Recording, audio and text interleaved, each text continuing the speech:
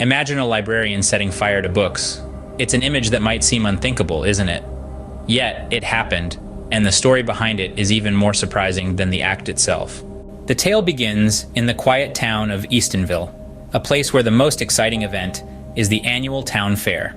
In the heart of the town, there's a small library, a haven for book lovers, managed by Mrs. Hilda, a woman with a penchant for mystery novels and a kind smile. One chilly October afternoon in 2021, the unthinkable happened. Mrs. Hilda, the town's beloved librarian, was seen burning books in the library's backyard. The sight was enough to send a ripple of shock through the community. The woman who had spent her entire life fostering a love for literature was destroying it. But why? What could possibly drive a librarian to burn books? The answer lay in the titles of the books themselves. They were all copies of the same book, a children's story titled The Lonely Forest. The book had been a favorite among the town's children, with its beautiful illustrations and heartwarming tale of friendship and bravery. Yet, it was this very book that Mrs. Hilda was seen setting aflame. After the initial shock wore off, the townsfolk discovered that the book contained a misprint, a major one.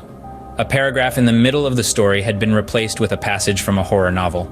It was a passage filled with terrifying imagery, completely unsuitable for children. Mrs. Hilda, upon discovering the misprint, had tried to return the books to the publisher, but due to an error in the system, the publisher refused to accept the return, leaving Mrs. Hilda with hundreds of inappropriate books. And so, she made the decision to burn them, to protect the children from stumbling upon the frightful passage. It was a painful decision, but one she felt was necessary.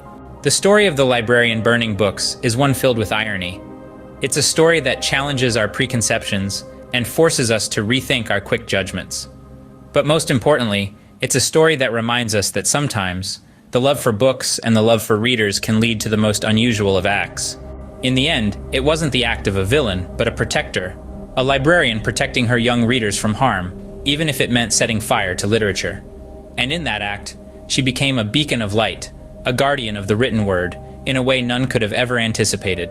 The act of a librarian burning books, once thought unthinkable, became a testament to the lengths one would go to protect those they care for. And isn't that a story worth telling?